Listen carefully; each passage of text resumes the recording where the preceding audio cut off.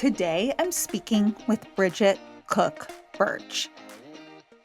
Bridget shares her near-death experience with us today. Her clients refer to her as the book whisperer. She's a New York Times and Wall Street Journal best-selling author, trainer, mama bear humanitarian, and speaker, known for riveting stories of transformation. Her powerful work has been showcased on Oprah, Dateline, CNN, NPR, and many others.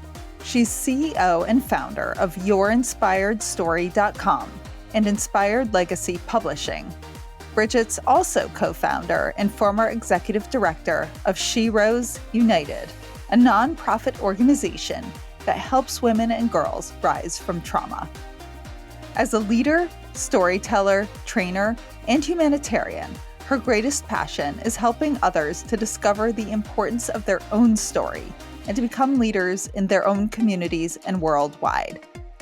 Her many national bestsellers include Divine Turbulence, The Witness Wore Red, Shattered Silence, Skinhead Confessions, Leading Women, and Living Proof.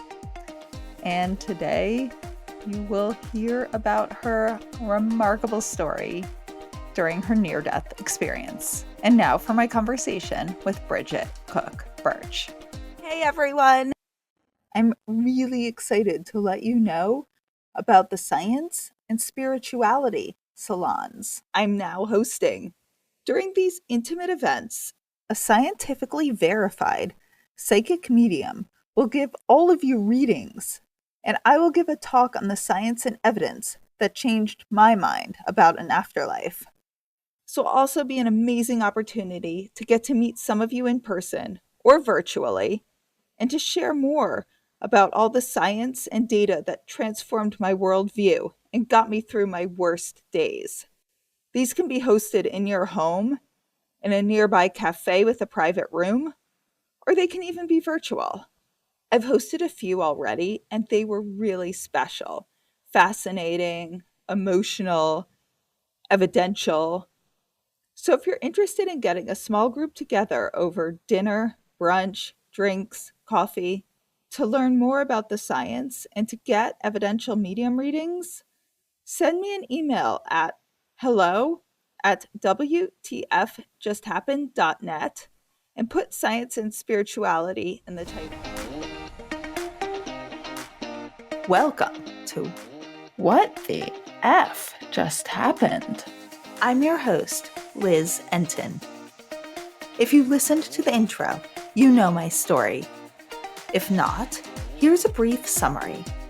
I'm a sciencey skeptic, and when my dad died, I took a shot in the dark and decided to investigate if there was any possible evidence of an afterlife. I assumed that was as realistic as Santa Claus, but I was desperate. However, I was so blown away by what I discovered that I wrote a book and launched this podcast. In this podcast, I'll be talking to some fairly normal people about some really weird stuff. I speak with everyone from psychic mediums and afterlife researchers to ordinary people who've had some inexplicable experiences. So come, listen. There's no need to draw any final conclusions. Keep an open mind and wonder, what the F just happened? Hi everyone. Today I am speaking with Bridget Cook-Burch. She is a New York Times bestselling author, and clients call her the book whisperer. And also, to top all that off, she had a near-death experience. So we met at the IANDS, International Association for Near-Death Studies conference. So welcome. Thank you, Elizabeth. I'm so happy to be here, and I just appreciate you being willing to have me come on. This is going to be great. Well, I appreciate your coming on. So tell us a little about yourself, your normal life, I guess, instead of your near-death experience life.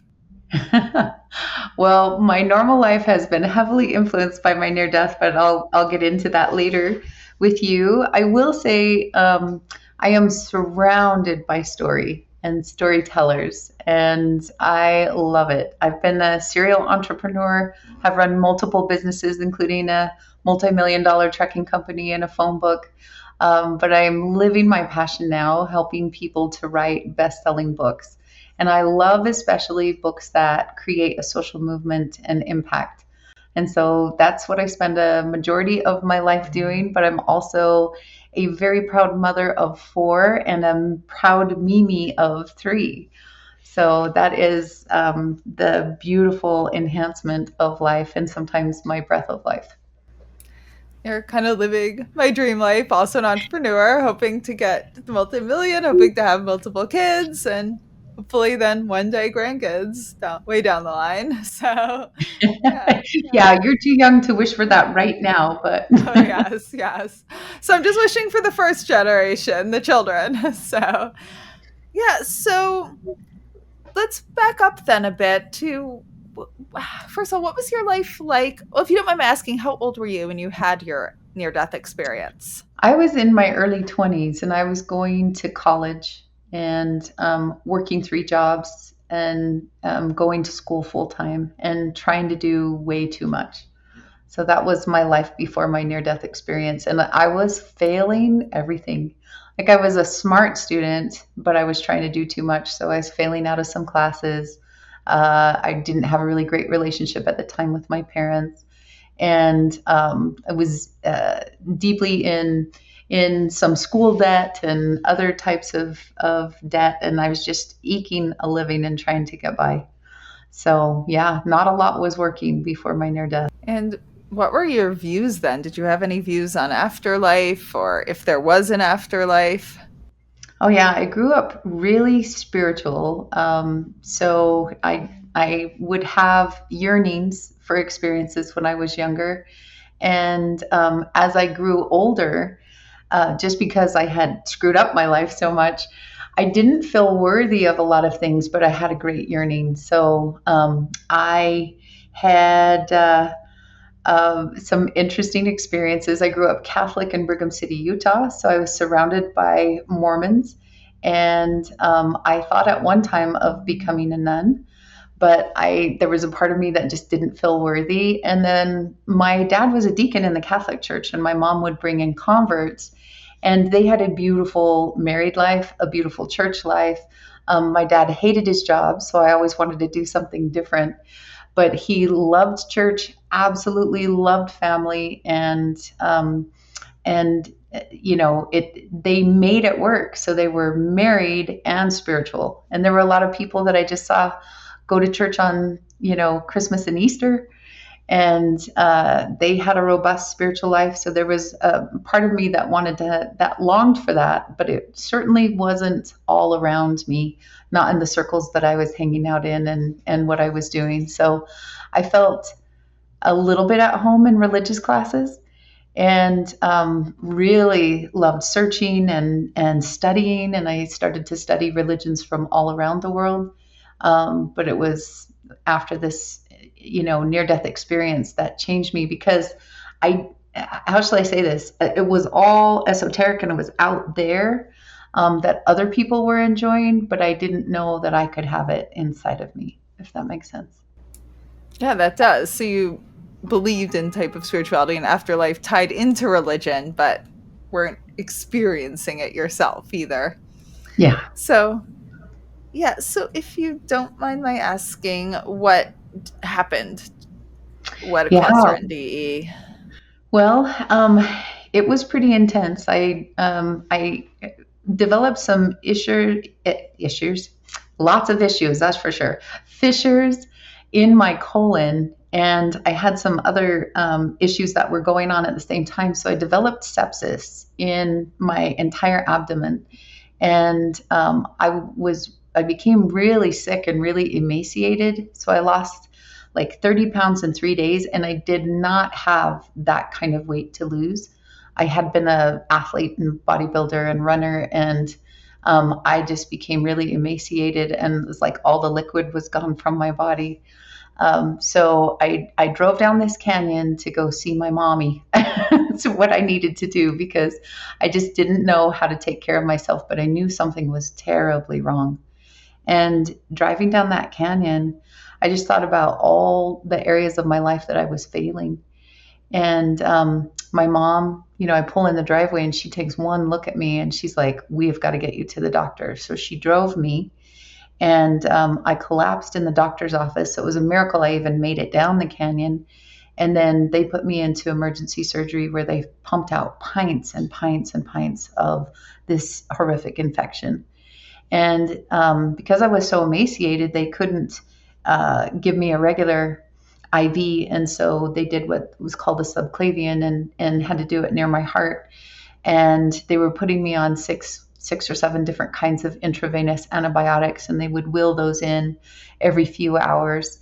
But what we didn't know was that one of them was killing me. I was allergic to it, had never had it before, and it was actually taking my life. And so all I knew was I kept spiking fevers and they couldn't get it down. They were worried about brain damage. My mom finally went home after a few days of struggle, and she was getting some sleep. And I was listening to two nurses outside in the corridor, and they were just saying, "This girl's not going to make it until morning." And Elizabeth, it was just, I still get emotional. For a long time, I didn't talk about it because it was so sacred. But it was also it was so real. It was like the most real thing I'd ever experienced in my life. And I didn't even know how to express it. But I was, there was this part of me, and I told you about that yearning that I had, as a kid to connect with God, and even as a young adult. But this yearning was different. It was like, I have not fulfilled the measure of my creation. And I had no idea what it was, but I knew I had not done it. I knew that there was some sort of purpose I'd come to the planet for, and I hadn't even begun to live, hadn't even begun to experience what I came here to experience. And that was the one thing of this deep, deep sadness that I could, even put words to.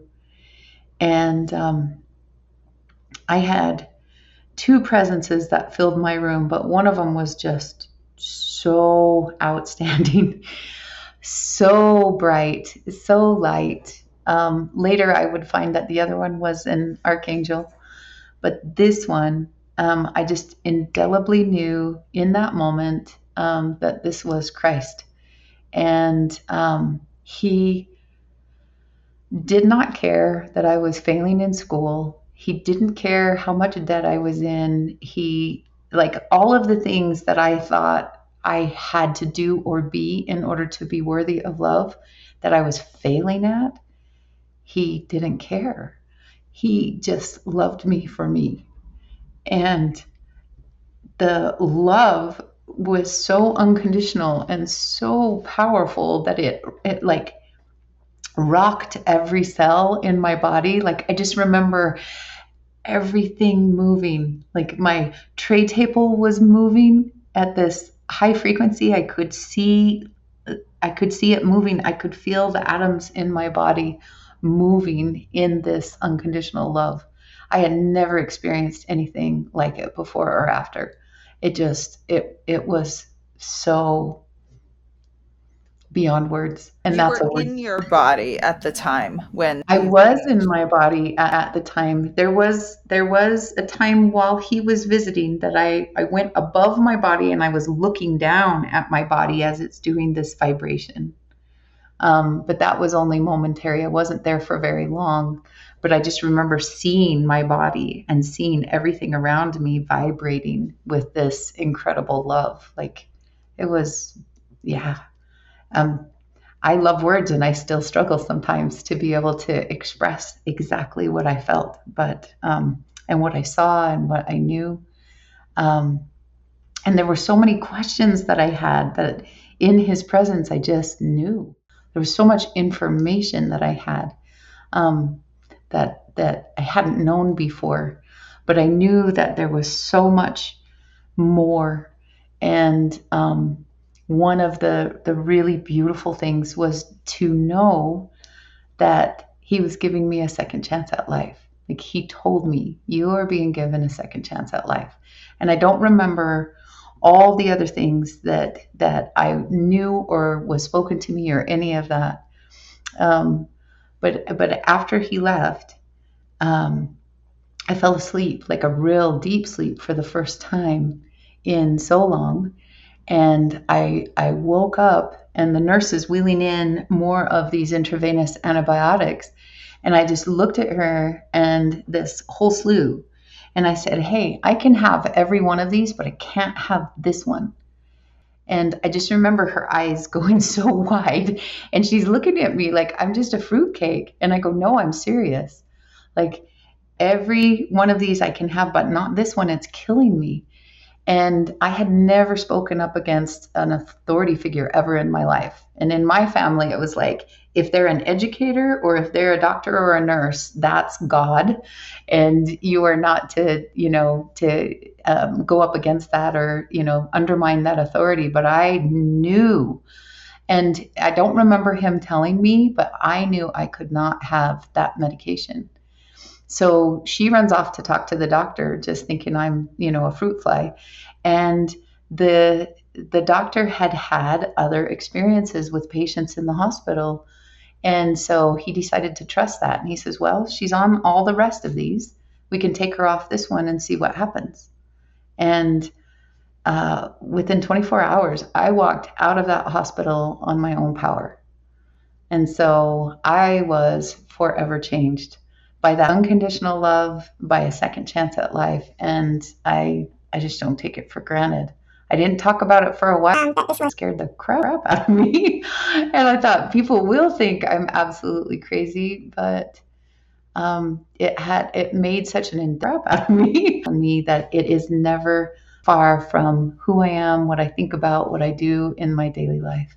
So, how did you get that knowing about the medicine? Was it like a download? Did you just wake up and it kind of came out of your throat and you're like, what, where's that coming from? Yeah, it was a little crazy. It was like she wheels these in, and my eye hits on this one, and it when it comes out, it's cold too.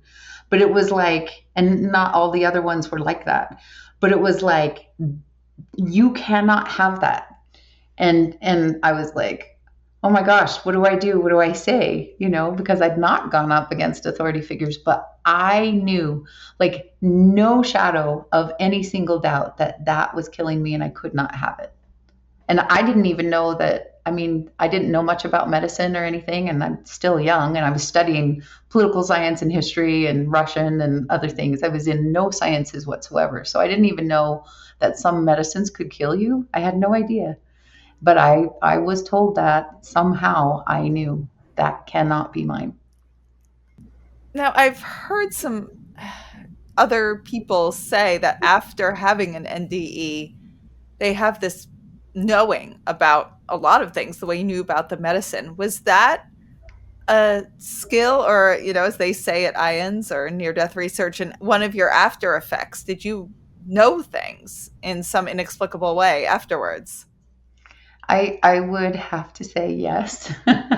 There are some things and have been some things. One of the biggest things is my ability to see stories. Like, people will tell me their stories and I see colorful tapestries. I see possibilities. I see ways that it can touch and reach other people's lives. And I'd always been an avid reader, but I was, not taking English. And I wasn't thinking that this was something that I would do as a career. And I always thought it would be cool to be a writer in the mountains, but it just like the spirituality, it seemed something that was out of reach for me. But I got married shortly thereafter, and we moved to Denver, and there was a very high crime rate amongst juvenile youth at that time, and a lot of gang activity. And they had this blood code mentality where it was like blood in, blood out. So You had to commit a crime and spill blood in order to get in, and you did not get out, or you'd be killed. And it was called the Summer of Violence. There was a lot of shootings and things that happened, including a school teacher. So it was a big deal. It was a tough thing, but someone had noticed my skills in talking with people, because after this near death, it was like my judgments and fear of people went away. Um, I still have to watch myself. And I'll tell you what, if I ever hold a judgment, God sends me a person with that story. And so I have learned, just don't hold judgments against people, because we all have an amazing story and we all have incredible opportunity. So I would see this in these kids, and I would take down some of these extraordinary stories and write them. And that's when I fell in love with the human soul. And it was like, oh, these stories are important. But I also began to see that just like within myself, the stories that we tell ourselves are the most important stories. And so, as I went forward in my careers and other things, I was careful about the stories I would tell myself, and I could see my limitations. And I studied a lot of leadership and self mastery and other things, so that I could start telling a better story for myself, and that I could teach and lead other people to begin to write a new book, new chapters in their life, that just because of mistakes they'd made and choices they'd made and things that had happened to them did not define who they really are on the inside. So that whole gift of being able to see stories so colorfully has come with me. Which is what your career is now. But I still have to ask you a few more questions about your NDE. Do Mm-hmm. you know how long it was that you were seeing these beings and seeing vibrations? I do not have a concept of time. Like when they were there, it was as if time didn't even exist. Like I was not aware of any passing of time. I do know that it was like, compared to the rest of my experience when I was above my body, that was very brief. That's all I know. But I felt like time didn't even matter when they were in the room with me. And so I don't have a concept of how long it took. I did have a roommate behind a curtain next to me, and I got a sense of what the timing would have been, and must have been like at least a little bit, because of where she was at, and she'd had surgery and was getting medications and other things. So, we spoke.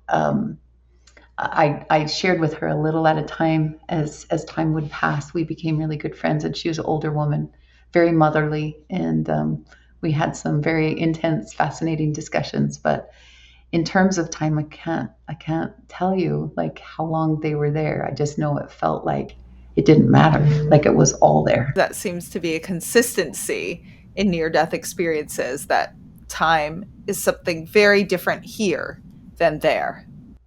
Yeah, I would have to agree.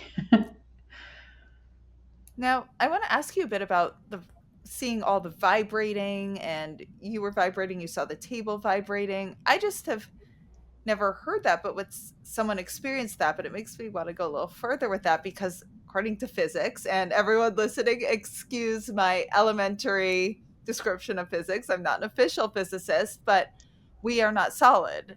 Tables, chairs, none of this is solid. We're all vibrating quantum particles with a lot of space between every particle that our eyes see as solid. Do you think you were seeing that reality? I do. I think in the presence of this being that I believe created all of this anyway, um, that that that there was like a joyful dance. I know inside my cells there was a joyful dance going on, but it was the metal tray table by my side. The ones on the wheels, and they'll give it to you so that you can eat off of. And the metal had these little tiny, like I could see everything vibrating. And that's one of the things that blew me away, because I didn't know about physics or quantum physics or any of that back in the day. And to me, it was like, this is a solid thing, but I felt like I could have put my finger through it, because everything was moving so rapidly, and it did not appear solid to me. Like nothing felt solid. It was movement. So in a sense, you were seeing the actual reality. I mean, that's one hypothesis. They say we're seeing an illusionary world in our physical bodies, or an aspect of a dimension with a lot of illusion to it. So, you know, why do you think this was not a hallucination? You define it as not a hallucination. You define it as a real experience, Oh correct? my gosh, more real than anything I ever experienced before or after. Yeah. Well, and I can tell you that when I was in high school, I had participated in a few different substances, um, alcohol, a few different drugs, and things like that. I knew what hallucinations were, um, and because I had a high fever, some people could argue, well, this was just a hallucination. What I can tell you only from my experience is that it was unlike anything I had ever experienced before, regardless of health issues or anything that I, playfully imbibed in high school or any of those things. It was like this, from the vibrations to seeing my body below, to what I was feeling in the room, and that no more concept of time, and just knowing things. And he spoke to me, but his mouth wasn't like it. Just it was all too real. And so, in my heart of hearts, I absolutely know that it was not a hallucination. And then the other thing is like waking up with that information that I had no way of knowing. Like there was no earthly way that I could know that information about that medication. There just wasn't. There was not the knowledge, there was not the experience, there was not the authority, there was not any of that. And I knew. And so for me, I would say that would be my secondary piece of evidence, besides just the experience itself being so real, was how in the world would I have gotten that knowledge? So, I think that's hopefully encouraging to people who are in grief or dealing with our own reality one day, that we're not going to be here forever. Um, I mean, fact of life, right? mhm. So were there, one thing that I also noticed is, you said, was it 2 days later you felt fine and walked out of there? Am I correct in that timing? Yeah, within 24 hours. Um, 24 hours. mhm. Wow. Yep, So after being off the medication. So it wasn't 24 hours from my near death experience, but once I was off the medication, the next day I walked out of the hospital. So you think that was the medication, not the results of the fast healing from a near death experience? I know some people report abnormal healing after an NDE. I think I had some abnormal healing, and they knew I couldn't have that medication, because of that the allergy I didn't know I had. And so I don't think I would have been able to walk out on my own power, and I know I never would have had I not said, "You cannot give this to me." And I did still struggle with a few gastrointestinal things over the next few months. But part of it was, that was how I handled my stress, is I just shoved everything down. So I had to learn, besides telling a new story, I had to learn how to take care of my body, because I never really had. You said you interpreted one of the beings as Jesus Christ and the other as an archangel. I'm just curious why that was your interpretation. Totally respectfully, just genuinely curious. Thank you. And I appreciate the respect. I think from other people that I've talked to, it's like when you know, you know. And I did not know who the archangel was until another experience later. And there was a recognition. But that recognition of Christ, it was, I would use the word undeniable. And I can't say that, had I grown up Sikh or Hindu or something else, that he might have shown up in a different way. I can't speak to that, but I can tell you what I know, and that I knew him as Christ when I saw him. And and you believed in Christ before, and then it sounds like your views on an afterlife, do you feel they've changed since having your near-death experience? Oh yeah. Okay. One Okay, of how the things, so? um, one of the things, because it just it completely rocked my world. Um, and as I mentioned, so real that it was like some of the other more fear-based beliefs just didn't jive.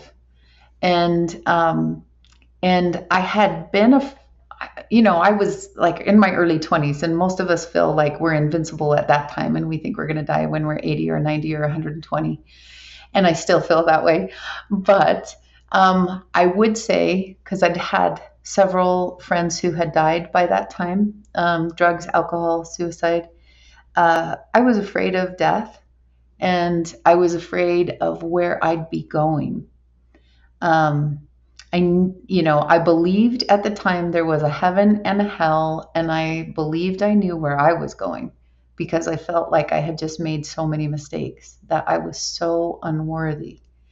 And when I was surrounded by that unconditional love, that those judgments had to dissipate. I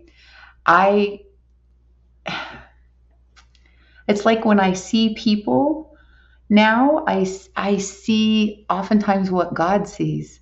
And I'm able to see like what they're capable of and who they really are and what they're about. And I don't know every single thing about them, but I know what a tremendous, magical, incredible, miraculous gift each person is. And I'm able to see that. And so just this knowledge that we're here for reasons beyond our understanding, and that there's a reason we don't know everything, because that was really hard for me, was to wake up and no longer have access to all of that information that I had access to when they were in my room. Like there was a part of me that was so bummed because I still was feeling the residual of that unconditional love like crazy. It still affects me to this day. But just, there was a time I knew like everything, it feels like. And so I get excited to know that I get to go there again to experience that. I know I still have not yet fulfilled the measure of my creation, so I'm not about to, hurry that along by any means. Um, I have so much to do that I'm going to live to be 120. At least that's my goal. But another thing that happened in the midst of that unconditional love was seeing how much faith God has in humankind. I know that there are some people who have had, a different kind of near-death experience. Some of them have had darker experiences. Some people have had doomsday. I did not experience any of that. I saw only God's ultimate faith in me and in everyone. And I still continue to like recognize that vibration and feel that. So I know you mentioned some of the people who've had dark near-death experiences, and I believe was it 2% of people experience that? Just since you brought it up, do you have any insight into why? And if you think they can get, are they going to be stuck in that for a long period of time? Well, I know I don't know enough to say much about it. I'm actually quite intrigued by other people's experiences now, and even the dark ones, because one of the things I have noticed in my book whispering is that, at least for live people on the planet, is that the more darkness they have experienced, they, on the other side of the pendulum swing, they have the ability to hold such light. And I just think with the dark ones, like, God's not through with them yet. It's what it feels like to me. Hi, everyone. So, major exciting news. Book number 1, WTF Just Happened. A sciencey skeptic investigates grief, healing, and evidence of an afterlife, is now available in audiobook. You can get it through my website or on Apple Books and on Audible. I read it myself, which was a really intense learning experience as well as emotional, as I relived a lot of memories. But for those of you who want to hear even more of my voice for some reason, or also are like me and prefer audiobooks, you can now listen to it. And what's also fun is some of the people read themselves. So you can go to my website, WTFJustHappened.net, where I link to Audible and Apple Books, or you can go directly to Amazon to get it on Audible or Apple Books to get it there. And I hope you enjoy it. And as always, let me know any feedback. Do you mind my just asking? Because I know people define who relate to the word God use it differently. What does the word God or what is, or the experience or energy being? I hope I'm saying it respectfully. I don't know the right language. What is it to you? Um, I know everybody has their own experiences. I can tell you that I feel God, and I can tell you that I saw Christ and felt Him, and that this bigger extrapolation of Christ to me was God. And that may be because of my Catholic upbringing and the religions that I have studied since then, and my own spiritual walk and journey. Um, I just know that I don't know all the answers.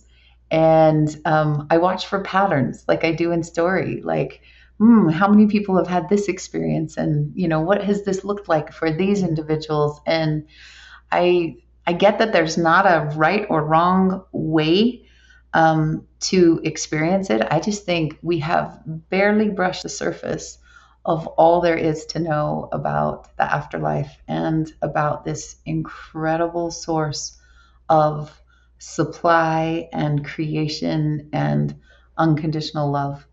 It's again, one of those things almost beyond words for me. But I can tell you when I recognize it and when I feel it.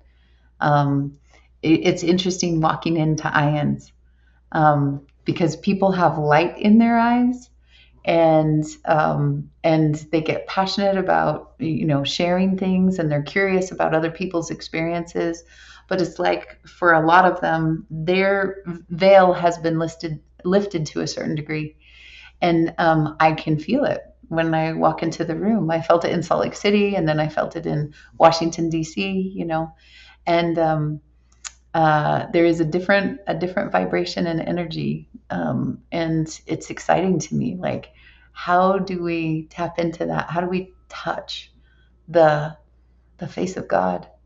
Anyway, I love it, and I think we do it by being that for each other. Not like, I'm going to be your God and you be my God, but I can be the face of unconditional love and extreme, beautiful compassion.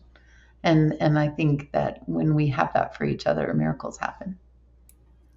I agree with you. Stepping into IANDS, I felt, and I'm not even someone who's had an experience, so I'm not even open the way all of you are, but there was just yeah, this sort of radiating warmth. I don't quite know how to explain it, but it felt this deep warmth and kind of instant comfort with people. It was just a very extra warm, open group. And so you had this near death experience. You'd been living a life, you said, that felt very empty. You felt lost, which I suppose isn't that atypical at 20 years old. I mean, either you're partying and having a blast, or, and again, I'm making generalizations, or you're feeling lost. But in general, very few people at that stage are on their correct life path for their big accomplishments. I'd say, I mean, I was just having one of the best times of my life, drinking, partying, hooking up. I'm like, okay, I still kind of miss that. Some days maybe I wouldn't mind going back for like a month, but that stuff obviously stops working for most of us at a certain age. But it was how. But actually no, I'm not assuming anything. Let me ask how you stepped back into life. How was it stepping back into life? Were you different? How did it feel? Yeah, um, I was changed. That is for sure. One of the ways I like to describe it is before this, like, uh, I could not ever look in the mirror and see love there. And I was able to do that for the very first time in my life, was to look in the mirror and I could see love there. And then I would go out on the street and it was the coolest thing to see love in the eyes of other people and recognize it for what it was, and sometimes I don't see the games people play in life, but I see who they really are. And so I was changed in that. But it was hard. It was hard, like waking up and not having access to all that information. It was hard not knowing who I could talk to about that, and my parents, extremely spiritual people, but also very religious. And there were certain things like, we believe in this and this and this. And this rocked the foundation of so many things that, I had learned. And so I didn't know who to talk to. I didn't know how to talk to people about it. In this region of Utah, it's interesting because more people are spiritually open, whether they're members of this LDS church or Lutheran church or other things. People in this area have a tendency to talk more about spiritual things than they do, say, on the East Coast, I found. Um, and so a little at a time, I was able to share more. But just to like walk down the street and to know there was so much more. And I changed the story that I was telling myself, which was beautiful because you cannot be in that presence of unconditional love and not be changed, in my estimation. And at least that was true for me. So I, started to have more confidence. I let the natural joy inside of me come out so much more often. I still struggled trying to get school accomplished and, pay my bills and all of those things, but it felt like an honor. And, I did go through a long period where I felt like I had to prove that I was worthy of saving. And I didn't realize that I was errant in that thought. Like his love was unconditional. So that meant if I sat on the couch and ate bonbons, that I was still loved just as much as if I went out and did something, extraordinary. But there was a part of me that's like, oh, I've got to prove that, I was worth saving. So I think I developed a type A personality for a while, and really pushed in aspects of my career and other things for a while. But yeah, I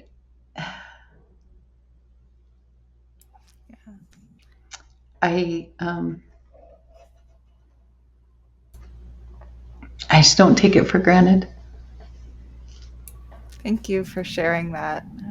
It's obviously you can see the power. It's still emotional to you after this time. So I really appreciate your openness sharing that.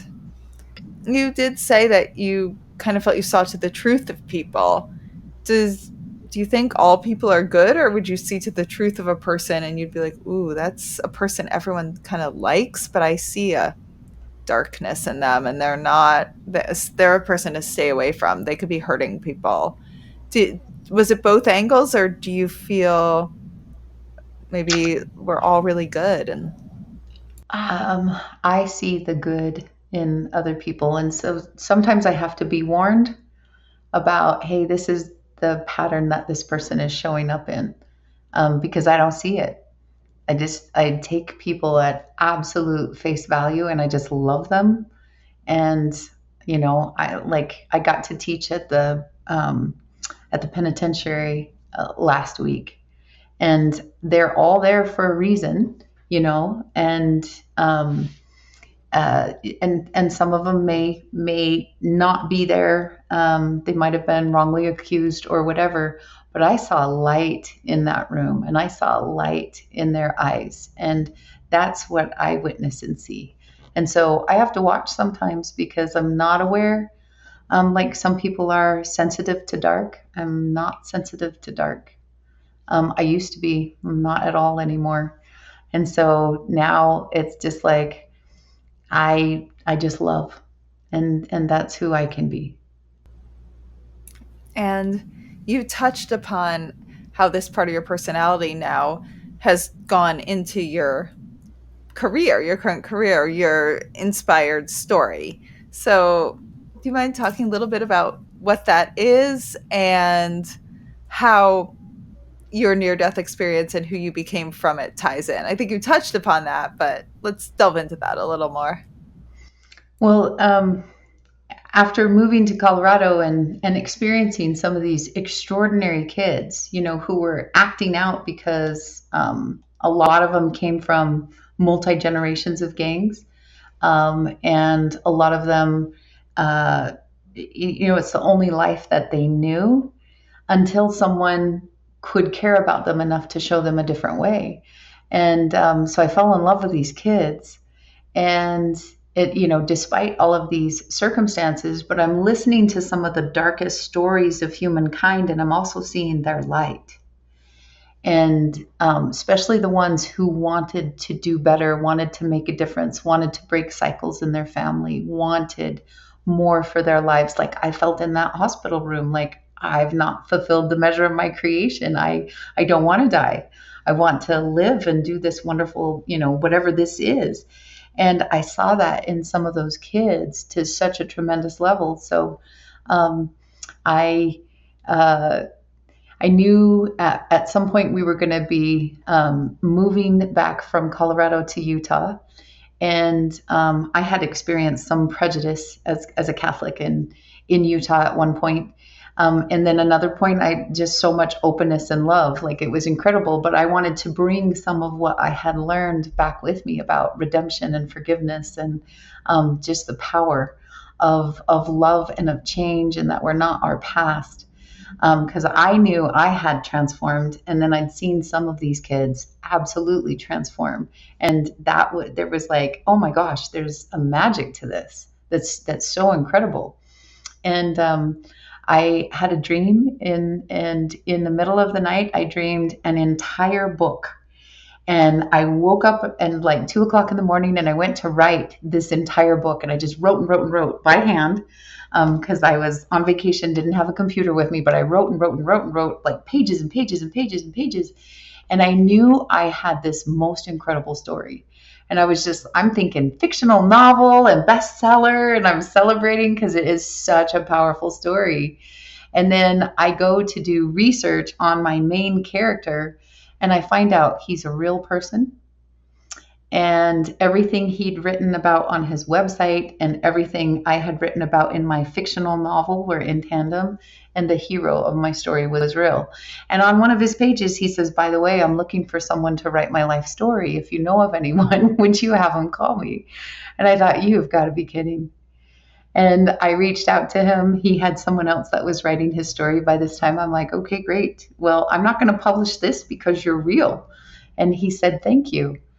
And then his writer ended up flaking out, and he asked if I would write his book. And writing that book changed my life. I had to delve into a lot of darkness because the book is called Skinhead Confessions: From Hate to Hope. And it was about a skinhead who was really dangerous, and incredible true story of TJ Lydon, and all the darkness that he created through his own choices. And then he became a dad. And on the other side of his story, he wanted his kids to grow up to be doctors and lawyers and, builders, not destroyers like he had been. And he ended up leaving gangs and finding the truth, and the skill sets that he would use for darkness at one time for destruction, he was able to use to keep kids out of gangs, to tell the truth, to help White House crime panels, and to teach police what to watch for and how to dismantle gangs. And it was just an incredible book for me to be able to work on.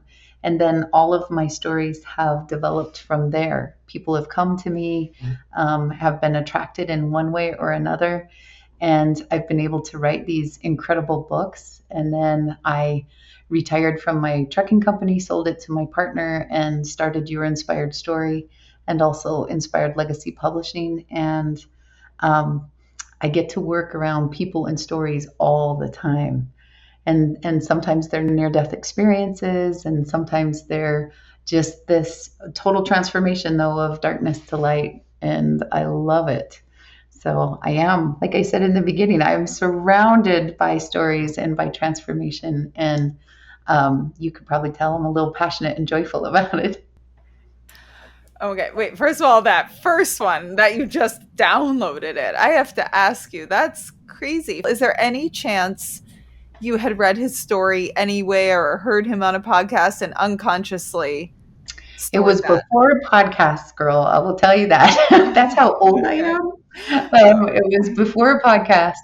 And so I hadn't done anything. I think he had spoken at a local college or university, but it was over an hour and a half away from me. I hadn't heard it or known anything about it. It wasn't until I looked up his website, and I'm like, you just have to be kidding me, and I'm looking, all these things that I had written, and it wasn't word for word. Like I had witness protection program and all of these creative license things, right, that I had written down. But the love story, the redemption, I was having to do research because in all of my experiences in Colorado, it had been more Nuestra Familia and the Bloods and the Crips, and I had not had any skinheads in my space in Colorado. It was not a huge movement that I was a part of at all. And so I had to do research. And that's, I was coming across all different kinds of research. And that's when I finally came across his website. And so he was speaking at campuses and universities, but I was out of college. There wasn't another way for me to know all of these aspects of his story. There was just no way. Do you think it was a type of psychic download or some connection to him? What do you think that was? It feels divinely guided.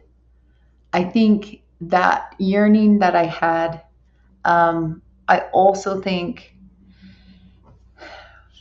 because after we got TJ's book published, he had a stroke, and he had some issues with his brain and was no longer able to speak. And that book became his voice, and it has saved kids, and it has saved people in and out of prisons. In fact, he was on the History Channel in multiple things in their Gangland series. And they were trying to do just, a handful of experts for this one, and different experts for this one, and different experts for this one. But they would ask the people, like, the white supremacy gangs, who is your biggest nemesis? TJ Lydon. They would ask gangs inside a prison, who is your biggest nemesis? TJ Lydon. Like, he was kicking butt and taking names and doing amazing work for a light, and opposite of the destruction that he used to once do. And I think that his book was meant to continue to save and affect lives. And so I just feel like it was divinely guided. So, I mean, I downloaded something. I had that dream and everything else. So, I can't explain it. I just know the miracles that have come from it and how it changed my life too. I want to read that book too. It sounds really, really powerful. And he sounds like a powerful person. Oh, he definitely is. He definitely is. And then Melissa Moore, she was the daughter of the happy face serial killer. She read his book and contacted me and said, I think if someone could create so much, from so much darkness, a story of hope and healing, that it might be you. Would you write my life story? And I'll tell you, I was on my knees for that one because I was like, how in the world can I write a story of hope and healing about a serial killer's daughter? But music, and I do feel like I got downloads because I learned to set aside my prejudices, my any of those judgments that I might have had, and just listen to her. And she's so powerful. She still is so powerful and extraordinary. And what she's overcome has been just incredible. And so that has been phenomenal. And then I was connected through mutual friends to a woman who was the 19th wife of 65 women who went up against a pedophile prophet, Warren Jeffs, and was able to put him behind bars for life plus 20 years. And such an extraordinary story, too. And so, like, each of these I have felt led to in one way or another, and they've been extraordinary social movements or ways for us to open our thinking about humanity, about what's possible in individuals, and what's possible inside the human soul. So I have loved all of these. And I have a couple of recent ones. One's called When God Has More Faith Than Your Doctors. And that's an extraordinary story of Lindsay Coleman, who was in a coma for quite some time and had his own near-death experiences. His wife was told by the doctors to be taken off life support. And she's like, you don't know my husband. That's between him and God. And if it's his time, he'll go, but he's got to be the one to decide. And he woke up from his coma and he had so much knowledge of the other side and so many experiences that we captured. And just a beautiful story. And then this book, Divine Turbulence, and it's about navigating the amorphous winds of life, which, happens to a lot of NDEers. But Gary grew up with a lot of abuse and pain. He lost his parents in murder-suicide and then went from the frying pan into a fiery den of just horrific abuse of all kinds. And nobody knew because the adults were working nights. And he had to decide if he was going to become a bitter man or a better man.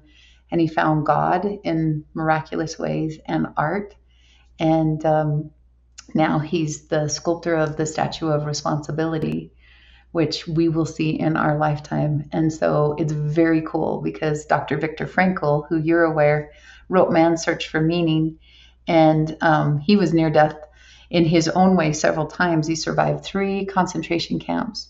And he loved the United States. But one of the things he said is, you need to have a statue of responsibility because you cannot have liberty without responsibility.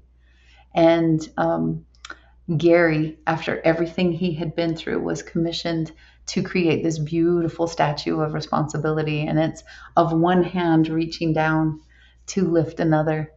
And what I love about it was everything prepared me to not be afraid to walk into the dark with him. And especially over the last several years, you've seen, people with so much anxiety, complex PTSD, so much trauma. And it's easy to stay in a victim mode. It's easy, and no one would blame anyone, having experienced all these things, to just shrivel up and die in one way or another. And yet Gary has become this incredible, internationally renowned sculptor, and he celebrates because there was a time when he was the hand reaching up, and he's wanting to leave this legacy for his kids and his grandkids, and he now can be the hand reaching down. And there's a whole beautiful story with Dr. Ellie Frankel, Viktor Frankel's wife, with that I hope, your listeners will read in his book. But I will tell you, these extraordinary stories, I just get to keep on being immersed in, and it makes me more excited about life here as well as on the other side. Like, there's just so much for us to experience here. I my God, I want to like jump off now and read all of those. I mean, I have read Viktor Frankl, found him very inspiring, and I I want to read those others. I love the idea of that statue. That's the first I heard of it. And the woman who is the daughter of the happy face serial killer, I actually just listened to. She did a podcast, or was a podcast was made about her, and I just listened, and she sounds like an incredible person. I mean, Oh, she really is. not her She fault. really That's is. her father, you know? Yeah. And she's now a producer and doing all kinds of things that she loves to do. And yeah, she is extraordinary. Every one of those people sound like, I guess, just so much triumph. And I guess that seems to be the consistency of what you pick. Just beautiful people who triumph, right? That's kind of Mhm. your. Absolutely. I do want to ask this. This popped into my mind. It's slightly dark, but since you've said you always see the beauty in people, and then we touched upon some difficult stories like a serial killer, Warren Jeffs. I mean, two people I will define as evil, horrible people. Do, do you think there's goodness in people like that? I will tell you that I see the good in so many people, right? I remember being so angry with Melissa's father because of what he had done to her, how he had twisted her psyche to some degree. Um, when you read the story, you recognize, like, he was the savior that would come in. He was a truck driver, and he saved their little family from poverty and would buy her clothes when her mother couldn't afford it. And he'd fill their cupboards and all of these things. His kids were an extension of himself. And so, as a true sociopath, he could love his children, and he did. But he also twisted them. And they are three very, very strong individuals who I'm very proud of being able to get out of his clutches, especially Melissa, just because I know her best.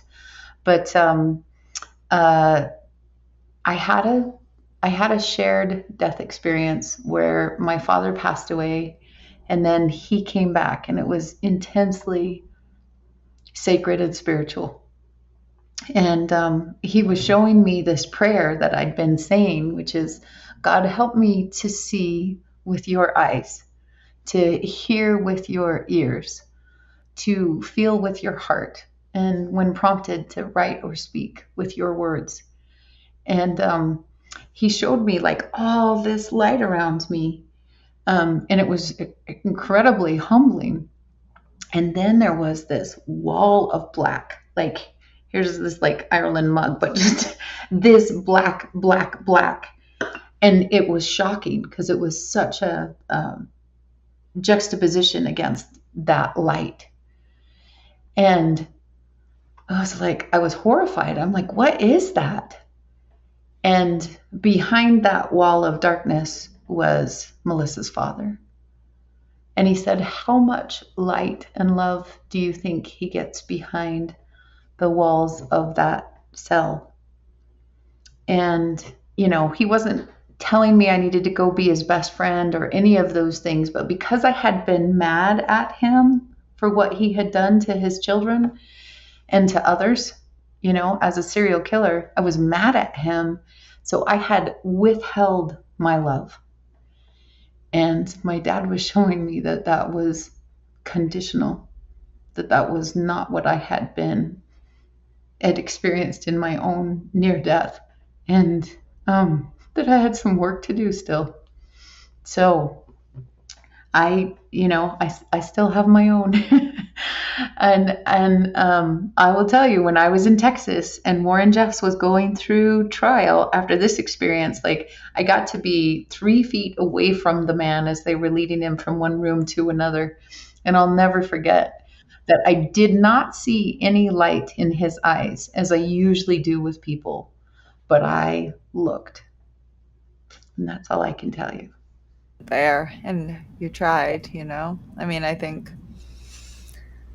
yeah, I mean, I can't feel anything but hate and contempt for people like them, but who knows what happens on the other side, or what future lives they end up living, or who, you know, maybe in their 100th life after this one, they become the most loving person ever. You know, maybe it's an evolution from that. You know, I guess never hurts to have hope. That's one thing I noticed that just hit me about you looking in his eyes for something, even if you didn't find it. That, not that he deserves any kindness from us, but looking for that even in someone like him. I don't know, that seems like a really symbolic example of keeping a hope, I guess. I think so. I think so. Some people more in New Age, but they call it holding space. And I think it's important for us to do for each other, because what would we want people to do for us? You know, are we the same people we were even 5 years ago? I know I'm not. And so I know I still judge to a certain degree, especially under horrendous circumstances. Um, when I get a chance to talk with people, I see them for who they are. But when I just hear the stories and the horrific acts of unconscionable things, I know I still judge. And I think that's why my dad came back to give me that experience, so that I would recognize that I, still do those things, and that I have choices. So I'm grateful that I looked. I wish I would have seen something in Warren Jeffs.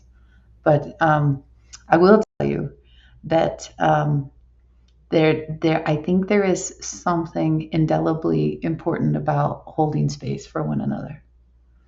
And I don't know how to express it, but I do think there's something important. Even people who have committed that level of evil. Hmm. Do you know, I had a shaman once who told me, she said, "You must have been a bitch in your previous life." I just started laughing.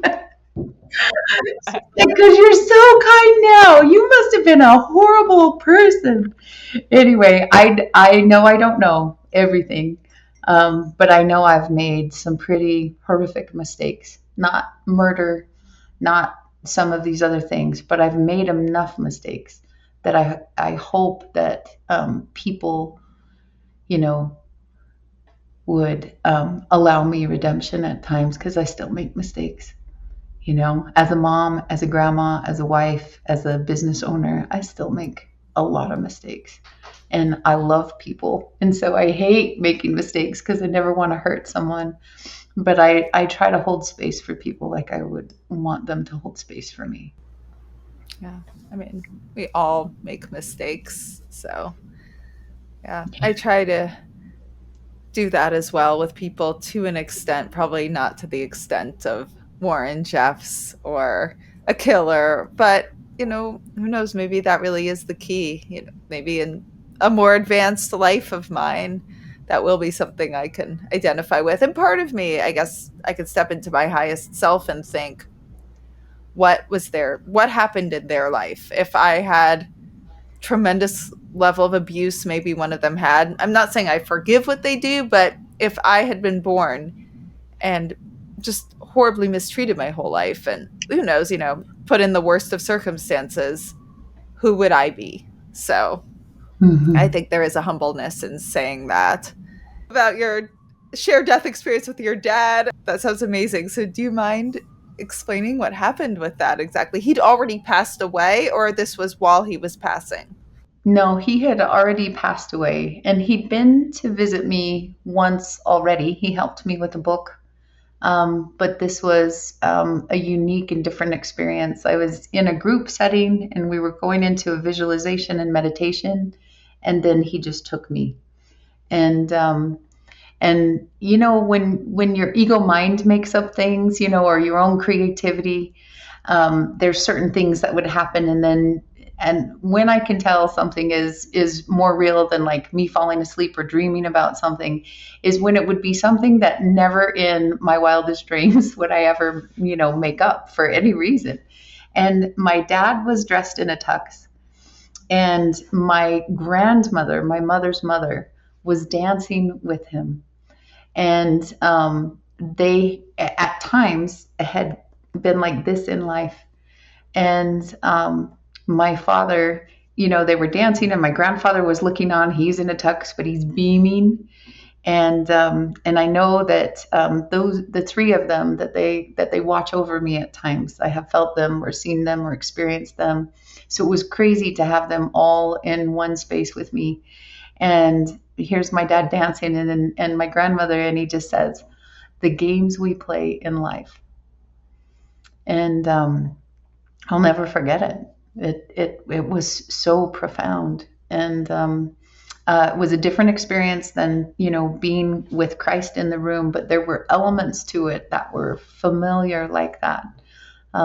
This tremendous wisdom that is accessible, in these moments, and it changed the trajectory of my life at that point too. Well, thank you. I guess if you're okay ending on that, I think that's a perfect ending. And lastly, then, where can our listeners find you, follow you, get your books, learn more? Beautiful. So all my books are available on Amazon and in Barnes and Noble and other places. Um, and you can find me on social media, just Bridget Cook-Burch, and you can look up the Book Whisperer on Google. But my websites are yourinspiredstory.com and inspiredwritersretreat.com. And those are the two easy places to find me, connect with me. And boy, if you have a story that you've been dying to share and want to get out into the world, um, it's my favorite thing to make sure that you're successful, and that you don't have just an expensive business card, but that you can create a legacy, a movement with what you have to offer. Thank you so much. Yeah, it was a pleasure. So I know all of you listening, or all of you who've read my books, have heard me talk about the Forever Family Foundation and the founders, Fran and Bob Ginsberg, who are almost like adopted parents to me. And they were absolutely instrumental in helping me in my early grief and helping me get evidence. They have a grief retreat that I want to tell all of you about.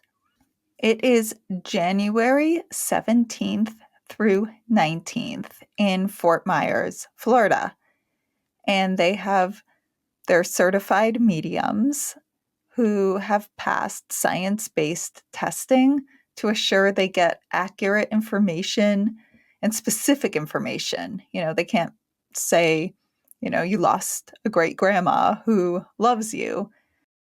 They have to get very accurate and specific information using science-based testing to be certified. And oh my God, they have been instrumental, these mediums, in changing my mind about afterlife. They're so evidence-based. Also, they always have really interesting speakers. At this one, Sonia Rinaldi will be there. And I don't know if you know about her work at all, but she does this crazy, I don't even know what, using electronics to have our loved ones communicate through them and send images. It's so what the fuck. I love her work. And there's just going to be amazing people. The guests bond so much, and some become lifelong friends. I've met friends who were other guests there too that I still talk to, and I'll be there. So if you come, please come say hi to me.